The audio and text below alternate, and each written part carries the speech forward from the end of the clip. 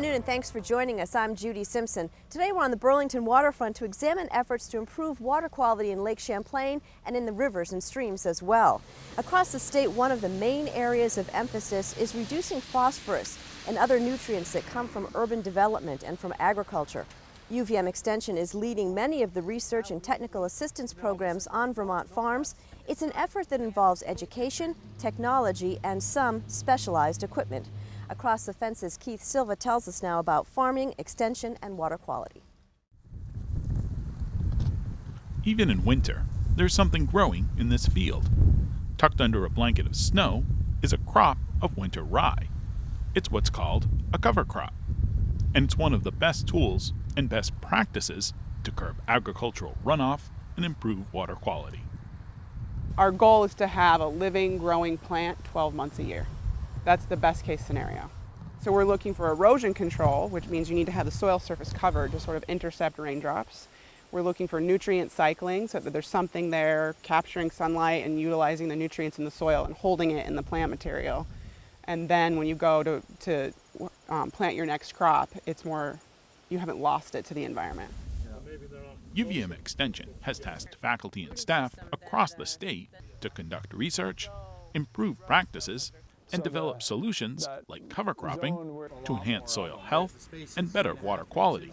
Heather Darby directs Extension's Northwest Crop and Soils program. When I started in Extension in 2003, I can bring you to the one field in the county that was cover cropped. And I remember talking to that farmer saying, why are you doing this? I want to do this. I learned about this in college, you know. I want everybody to do this, but nobody's doing it. And why are you doing it? And now, you know, there's thousands of acres in cover cropping. And that's really just changed over the last probably 2 years, 2 to 3 years.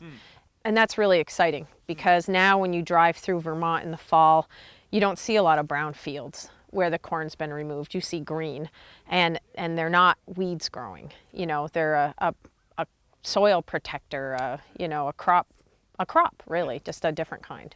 The best corn we had on the whole farm was across the road. Tony Pouliot is a dairy farmer in Westford. There's 2 major benefits to the cover crop. One is a stabilization of our soils. Don't lose what you got. And then on top of it, these plants are taking up nutrients that are in the soil. So next spring comes around, there's less volatilization, there's less precipitation. The nutrients are staying in the soil. They're staying in the plant. So next year, this stuff, when we till it in, is actually a natural fertilizer. You get somebody like Heather and her staff, 2 days we had it all figured out and it was spread.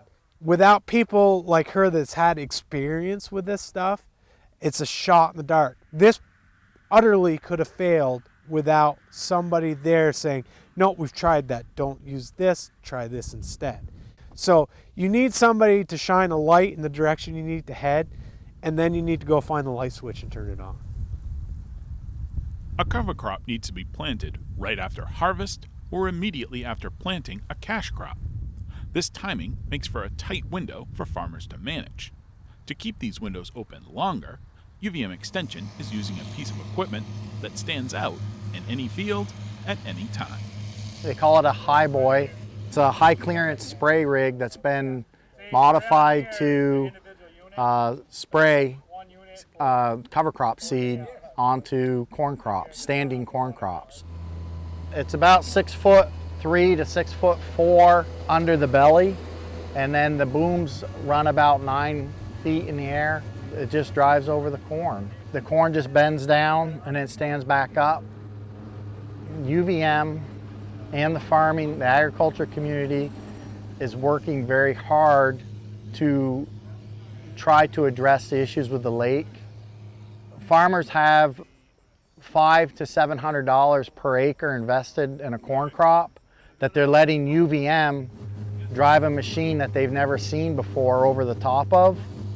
And there's risk involved with that. And they're taking that risk on to try to do their part. Farmers are very adamant about contributing to the solution. And the farmer letting us do this on a lot of acres to try to figure out what works best is a testament to their willingness to participate in the solution with the lake. Cover cropping doesn't always require such a high-tech approach. Kirsten Workman is investigating interseeding a cover crop by hand in a stand of soybeans. This test plot is at the Nichols farm in Charlotte. All the farmers that I've worked with are interested in being part of the solution, not part of the problem. I don't think any farmer wants to be part of the problem in Lake Champlain. So what we're trying to do is identify practices that make sense for water quality and soil health, but don't mortgage the farmer's productivity or bottom line. So as we measure these things, we're not just looking at how well the cover crop performs, we're also looking at how does it impact the cropping practices and yield that the farmer is trying to accomplish, and what does it cost? Because of Vermont's topography and geology, Lake Champlain and the Champlain watershed have become the epicenter for concerns over water quality. Mark this edge. So cover crops and reduced tillage and good nutrient management planning are really the backbone to our water quality best management practices when it comes to Lake Champlain and excess phosphorus. If we can keep that phosphorus in the field and the nitrogen and the potassium in the field and have it fertilize a crop and have high yielding cash crops that then take up that phosphorus and nitrogen and potassium, we'll keep it from then getting into our watershed. Every field is going to drain somewhere. And wherever there's low spots, if you have erosion, then that soil is going to move off the field, probably into a ditch, or if there's a stream nearby, if you're right next to a stream or a river, and then all of that then eventually ends up downstream. And then eventually on this side of Vermont ends up in the lake. If you're on the Connecticut River side, it goes the other way. In our environment here, at least, it behaves as an annual. The seed heads. In the Connecticut River Valley, UVM Extension agronomist Dan Hudson encourages farmers to use Italian ryegrass as both a cover crop and a replacement crop in rotational planting. One of my main goals is to help farmers produce higher yields of crops with higher quality at a lower cost. So this fits into that. If somebody has really good corn ground, they tend to want to leave it in corn because there aren't that many acres of really good corn. So if they're going to rotate away from corn for any amount of time, which is a good agronomic practice, a lot of people would prefer to do that for a shorter time rather than a longer time. And so Italian ryegrass, because it's excellent feed that yields a lot, if you manage it properly, it makes a good rotational crop with corn. Paul Doton is a dairy farmer from Barnard and a member of the Agronomy Board of Directors, which oversees the Cabot Creamery Co-op. The new Water Quality Act that was passed by the legislature in the spring is more centered towards small farms. The larger and the medium farms are already being regulated, but the small farms are not really being regulated. And we need to make sure they're aware of these regulations. Just looking at the practices that are being followed on these fields, growing this Italian ryegrass or interseeding your fields with cover crop, shows that farmers are looking at new ways of being able to enhance water quality. We are stewards of the land, and we want to make sure that the land in the next generation is higher quality than it was when we started. Rhonda Goodrich farms on Mollybrook Farm, a 100-cow Jersey farm in Cabot. We've been working with UVM for years, and I think one of the biggest things that they offer, or one of the most important pieces that they offer, is they're able to get around and talk to all farmers, and they do the sharing between us that we don't have time to do. So even if you're a little more familiar with the Italian ryegrass or the soil compacted soil, getting to chat with some of the UVM staff and other farmers, that's always a huge opportunity. And the UVM extension staff sharing what they've learned from other farmers. Huge. New ideas, can't go wrong. The water quality issues facing Vermont won't be solved overnight. It's going to take planning, cooperation, and the will to keep improving and to keep trying. We're trying to experiment and fail first so that the farmer we don't give them bad advice and they do it on 100 acres and they fail on 100 acres. I'd rather try something, fail on 1,000 square feet, and then as we learn, then we're seeing farmers adopt new things. So I feel like our job in Extension is to find farmers who are willing to take a couple risks and try stuff with us, and then try things, tweak them, and as we learn, then have them be adopted on larger and larger acreages. From the shores of Lake Champlain to the banks of the Connecticut River. UVM Extension is committed to finding answers to Vermont's water quality issues. In Burlington, I'm Keith Silva with Across the Fence. Well, thank you, Keith. Here in the studio, I'm with Dan Lerner, the Associate Dean of UVM Extension, and you're part of Extension's leadership team. And as you travel around the state, what do you hear from folks about water quality? I think first that everyone's aware of the challenge. That there's no one who doesn't know that we have a challenge with Lake Champlain and on the Connecticut River side as well. And as you talk with farmers in particular, they really want to do the right thing. Many of them will say, hey, I'm a steward of the land. I think we heard that in the video, actually.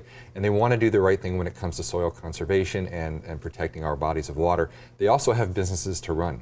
And so I think we've got a good role to play there in helping them advance and develop their farm businesses while at the same time meeting some environmental goals and trying to address the challenge of pollution in the lake. Because you can do both. You can do both, absolutely. And how about making a positive impact? Well, that's very important. We don't want to do anything that's not meaningful, and we're careful about the kinds of work that we take on. So our faculty and our staff develop plans through the year and then report their activities to those plans, and when they do that, they gather data that we can share with the public and share with you. And I actually brought a couple numbers with me today. Sure. You might be interested to know, just these are numbers from 2015, 2,500 acres of cover cropping, which wasn't happening 5 years ago. I think Heather Darby spoke about this issue in the video. 239 conservational practices on 140 farms, and those are things that reduce soil erosion and runoff. We keep very close track of that to make sure that the work that we're doing is meaningful, that it has impact, and that it's working for Vermont. UVM Extension experts are working directly with farmers to reduce agricultural runoff. Extension teams are in place around the state, including the Lake Champlain Valley Crop, Soil and Pasture team, led by Jeff Carter, and the Northwest Crops and Soils team, led by Heather Darby. Darby and Carter are two of the statewide leaders when it comes to farming and water quality. So we're in the Middlebury office down in Addison County, and we have a team of agronomy outreach people that I have pulled together where we work with farmers to look at field practices and help them figure out, how can we have good agriculture and also protect water quality. What are some of the things that you've touched on with them? Well, we work with farmers to look at tillage practices, manure management, manure injection, different cover crops, all the same practices that Heather and I will both be talking about. And Heather, how about for you? Same type of work that Jeff's doing. We have a team up in St. Albans region, sort of the Northwest region, a group of folks that are constantly out working with farmers, educating, implementing on-farm research and demonstration on a variety of practices that we are encouraging farmers to adopt so we can minimize any impact on the environment. Well, depending on the weather, the growing season in Vermont can run from about May until October. How many research projects do you have running, and what are the kinds of things that you're studying or investigating? Well, what we've pulled together is that we have about 40 different sites on different farms throughout the region. We tend to work in Addison, Rutland, and Chittenden County areas. And so we have all these different sites where we have field practices side by side so we can compare if we do a cover crop or not do a cover crop on a farm scale basis. Why is that important? Well, farmers like to see the small research, to have the data to reassure them that things will work, but then they want to see it applied in the real world on large fields. So we've gone to a larger system of comparing practices on 5, 10, and 20 acre fields. And how about for you, Heather? Same type of work, but we generally start with smaller scale research plots to look at multiple practices. So with smaller scale plots, you can look at sometimes 5 up to 20 or 30 comparisons at a time, whether it's fertilizer rates or tillage practices, and then kind of scale down to the best practices that we find kind of have the largest impact or the most economical, and then take those out to the fields, as Jeff had mentioned, and bring them into a sort of a real world setting where farmers can see them actually perform on their farm, and then make some decisions about whether or not they'll, adopt those practices. So yeah, it sounds like it takes a lot of time, though. I mean, you don't just jump onto a farm and say, "Here, let's do this." No, not at all. No, it's really nice to have the basic kind of research in the small plots Heather talks about, because there you can replicate your treatments, you can get statistics and all that, but a lot of farmers just want to see it on their farm or their neighbor's farm side by side, and they'll make decisions that way. Yeah, I think that, the time-consuming part is both trying to build a relationship with the farmer and get them interested, and oftentimes it's actually the other way, where they have something and they come to us and try to get us interested. Usually doesn't take much to get us interested, especially if they're, something coming from them, and then to put everything into place takes time, like Jeff said, and people to be out collecting the information when it needs to be collected, processing it, and then delivering it back to the farmers. I think that's the most important piece, is that we not only collect all that information, but then once it's collected, our goal is to make sure it gets right out to the farming community so they can make decisions in real time, not 3-4 years down the road. So everything is now, today. We've got to answer these questions immediately. Well, because I'm sorry, go ahead. Well, we've built some really strong collaborations with farmers, and a very important project is what Heather started with the Farmers Watershed Alliance up in Franklin County.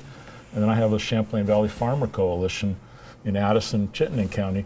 And those farm groups are the farmers that we connect with, and they allow us to come out and do research on their farms and help spread the word to other farmers. So that collaboration with farmers through those groups has been very important to our work. Because word of mouth is big. Yes. Yeah. Everybody wants to know what the Jones are doing, right? And I don't think the farmers are all that much different. And somebody tries something new, and everybody wants to see how it works, and then also answer the question, well, what's this going to cost me? Yeah, that's a big certainly. thing. Yeah. Oh, we absolutely try to take into effect the costs and benefits of these practices. They have to support water quality, but if they don't support farm profitability, they won't get implemented. But it's not, this can happen. It can accomplish both goals. Yeah, that's, I think, what's really exciting is when all the pieces line up, and a lot of these practices do line up in that way, where, as an example, reduced tillage. Once we kind of figure out all the right procedures, I guess, to put in place to implement reduced tillage without seeing a negative yield decline, then farmers are really saving money and also helping to, slow down soil erosion and build soil health. So things can really line up and have quite, significant financial impacts. And so because of Act 64, Vermont's Clean Water Act, new water regulations are expected to be in place by July 1st of this year, 2016. What's the expected impact on farmers and on the work that you do? Well, you go ahead. Well, I think immediately the smaller farmers are starting to catch on to what the larger farmers have had to do for the last 5 or 10 years. And they're going to have to start paying more attention to nutrient management plans. And we do have a strong program for developing a nutrient management plan for themselves. And I think our work's going to increase just because we have more people who want and need the education about the practices we're talking about. I think it's exciting, actually. Like Jeff said, we have a strong nutrient management program, which is one of the practices farmers will likely have to put into place. And farmers are taking that class, and once they're there, they really, really enjoy it. I have a farmer in one of my classes now that said, I didn't want to come to this. I hated school so much, and then you're talking homework and all this stuff I have to do. And then, we're 3 classes in, and he's like, this is the best thing I've done in years. I'm learning so much, and I'm going to be a better farmer after this. So that's what's really exciting, when everybody sees the benefit to implementing these practices. So and it's a fun learning process too, because they're in small groups, they're talking with each other, trading ideas about how to manage their fertilizer and manure and crops. Because manure people think it's something that you have to get rid of, but actually it's a huge benefit for farmers. They use manure. Yeah, we had this conversation in our class last week about how lucky, really, dairy farmers are, because they have all the best tools in place to actually improve their soils, have really healthy soils, and be able to protect the environment. They have a good source of organic matter in the form of manure, nice source of nutrients. They're able to rotate crops and let them rest out of tillage. And so the manure is just a significant resource to improve the health of the soil and feed the crops at the same time. And really what they're learning in class is how, what are the best rates to use and when to apply it, and sort of the practices to avoid risk, loss into the environment. So. Now, Jeff, you've been with Extension for more than 30 years. What sorts of changes have you seen in practices related to preventing problems like erosion and runoff? Well, I've been reflecting about this, and I came here in 1985, and the practices were being tried back then. I mean, manure storage and different ways of handling manure. We actually had an aerial seeding program for cover crops that was sponsored by the government. And a little bit of no-till going on, but it just didn't rise to the occasion. And I think what's happened is over these years, now we have something called the internet. We have instant communication. We can take electronic photographs and look at them and share that information. We can just share the information. Farmers can talk to each other much more readily, and so the adoption all of a sudden blossoms, and then we have it here. So we're still talking about manure management, fertilizer management, cover crops, reduced tillage, crop rotation. You know, they're good basic farming practices. A couple other things. Machinery, engineering has advanced so much in the last 20 years that now the no-till corn planters are that much better than they used to be. Plant genetics are so much better than they were 20 years ago that plants can do better in these situations. And then the social aspects of people being aware and wanting to make these changes has just been phenomenal. As Jeff and Heather mentioned, managing manure is an important aspect of improving water quality. In Franklin County, Heather and her team are researching manure, water, and technology. Rebecca Gollin tells us more. For farmers, growing season in Vermont means hard work, long hours, and lots of dirt. For their neighbors, it can mean dealing with the pungent smell of manure being spread. It's not a waste, it's a fertilizer. Spreading manure on the field before planting is a farming technique that has been used for centuries. While it can leave a powerful impression, it's liquid gold for farmers, bringing essential nutrients to soil and helping produce better crops.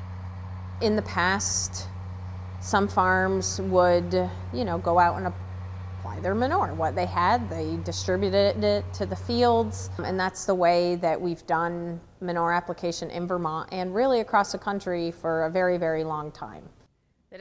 University of Vermont Extension agronomist Heather Darby says that while that worked in the past, these days there are other considerations that have to be made.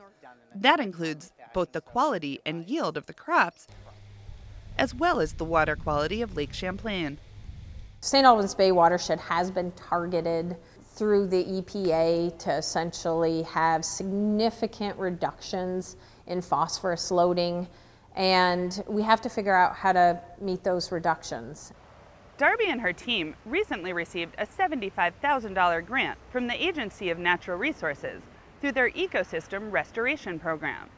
The grant is aimed at bringing precision agriculture to manure management.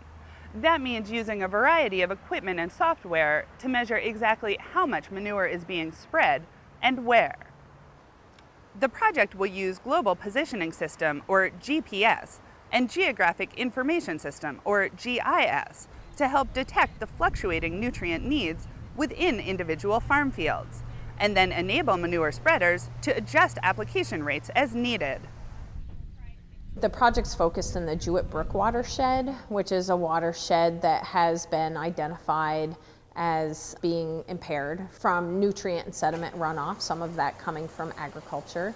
So the goal is to really go into this very small defined sub-watershed and work with the farmers there, evaluate their nutrient management plans, look at where buffers should be, what the rates of manure application are, and essentially translate those into what's called prescriptions. The group will be testing these precision technology tools on 2 types of spreaders in Franklin County over the next couple of years. This is a manure spreader that we set up last year for a custom operation. It's got a vertical tillage injector. It's a VTI injector. It came from Iowa.